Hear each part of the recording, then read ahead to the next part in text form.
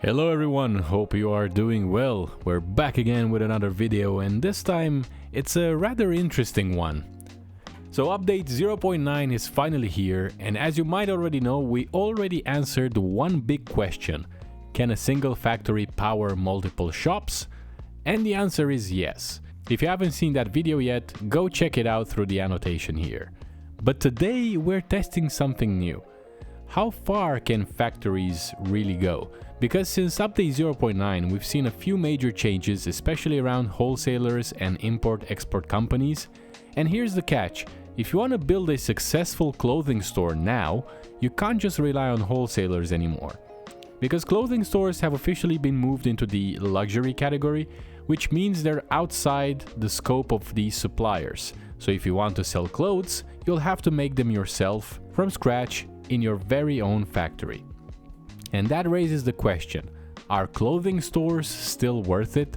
And if they are, can one factory power multiple stores? So let's find out. We're back in my previous save, the same one where we tested the food factory, because honestly, starting a new factory from the ground up takes forever, even with the dev tools and the cash boosts. And besides, this way we can directly compare the new clothing factory with our fast food operation. First things first, we need a warehouse, and I'm sticking to the same model I used for the food factory, because consistency is key. And of course we cannot forget the interior installation firm, which thankfully also covers factories. Now I'll be honest, I don't know much about clothing factories, since my focus so far has been entirely on food, so having the layout as a guide helps a lot. That being said, $3.3 million is a bit much. And it's not something I'm normally doing in a real save, but since this is a testing environment, we've got kind of unlimited cash, so I'll allow it. And I'm not gonna count it towards our ROI. Alright, welcome to the factory. And here's what $3.3 million brought us. We've got two lovely clothing machines, fairly compact and nicely laid out, and of course a couple of pallet shelves and that. But each setup includes two laser cutting machines for fabrics, which makes sense since there are only two categories, cheap and expensive, and then we've got four sewing machines, one for each clothing type. You got the male cheap, male expensive, and then female cheap and the female expensive, whether it's modern or classic. It's pretty straightforward. And what I love here is that you can link multiple machines together and share one input and one output station, which means you just need 2 employees per full production chain, and that's pretty lovely.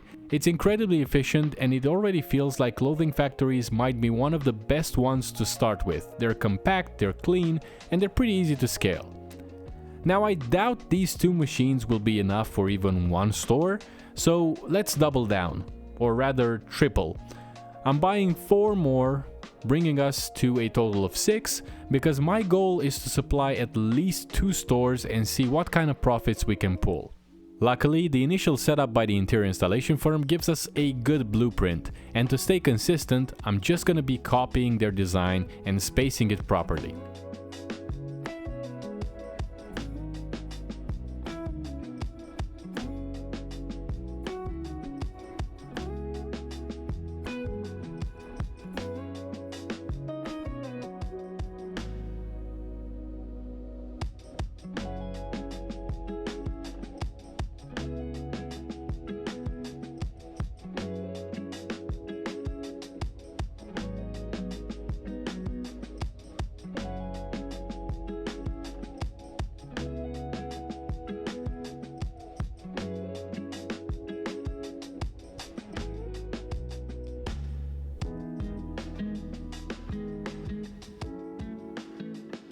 And wow, this took longer than I expected. Not as painful as the fast food factory, but still not plug and play either.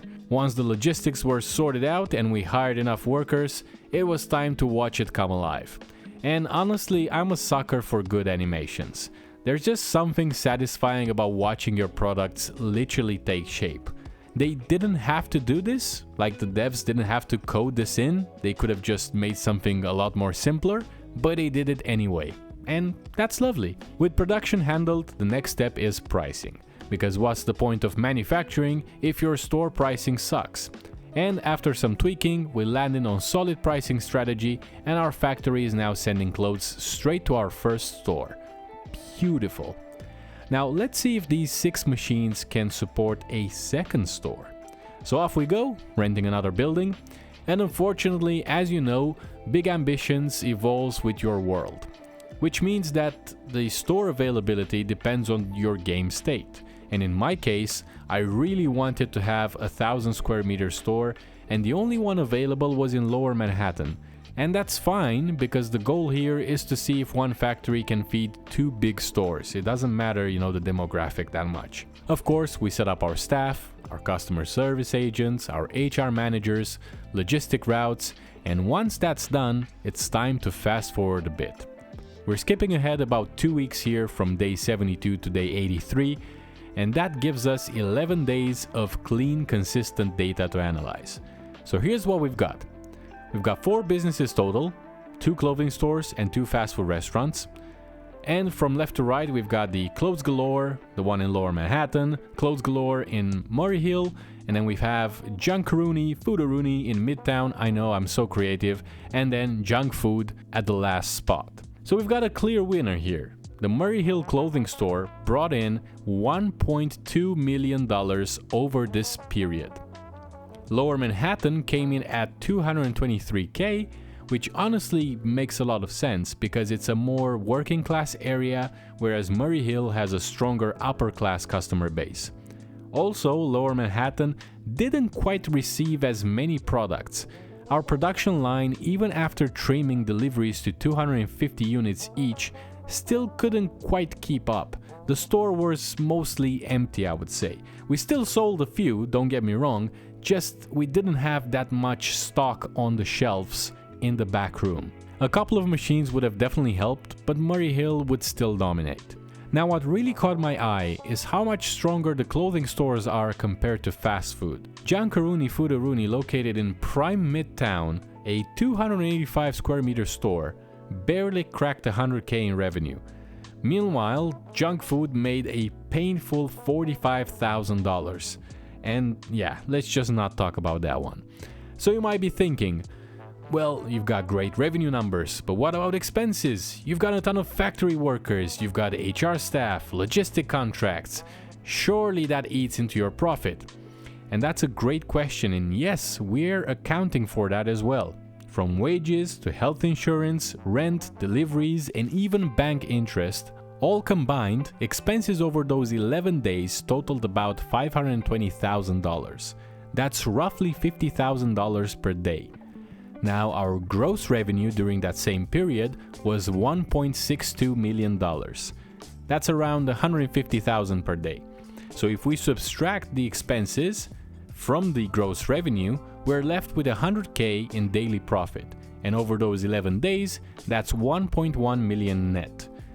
I would say that's pretty solid, especially when you realize that about 80% of that came from one single clothing store. But wait, you might say, what about the factory costs themselves? Those machines weren't cheap. When do we make that money back? And that's another fair question, and thank you for asking. We use the interior installation firm for consistency across the board, just so layouts and efficiency matched across tests. Apart from that, we also use the one-time Stone Good interior installation firm for our factory, and that cost was $3.3 million. It's not something I'd realistically pay in a normal playthrough, so we'll treat it as a setup assistance. So let's have a look at the actual machines that we bought. We added 4 new clothing machines, but in total we got 6 basically. So let's calculate the full price. So we had 6 input stations, 6 output stations, 12 laser cutting machines, and 24 sewing machines. In total, that's $4.68 million. The 4 we added mid-test were $3.12 million. So now, with our profit at $1.1 million in 11 days, it would take us 31 days to pay off the 4 machines that we bought additionally, or 64 days to pay off everything, including the interior installation firm setup. You can add another $500K for the conveyor belts and splitters, call it 4 extra days. So the total payback period is roughly 68 days, which is just over 2 months in-game. That's not bad for an automated luxury goods operation, in my opinion. All in all, the ROI, I think it's finally where it should be. From this limited testing on just the clothing stores, factories seem a bit more balanced, and clothing factories especially are proving to be incredibly profitable. And just remember, most of that profit came from one single store. If you scale up to 2 or 3 locations, you've got yourself a proper retail empire. And this is just the beginning. I've got more factory tests planned, different industries, different setups, to see what truly makes sense in 0.9. And if this video helped restore your faith in factories, drop a comment and tell me which one you want to see next on our chopping block. As always, thank you so much for watching. If you did enjoy the video, please leave a like and subscribe to the channel for more content like this. It does help me out a lot, and it helps the channel out as well. Stay safe, and I'll see you in the next one.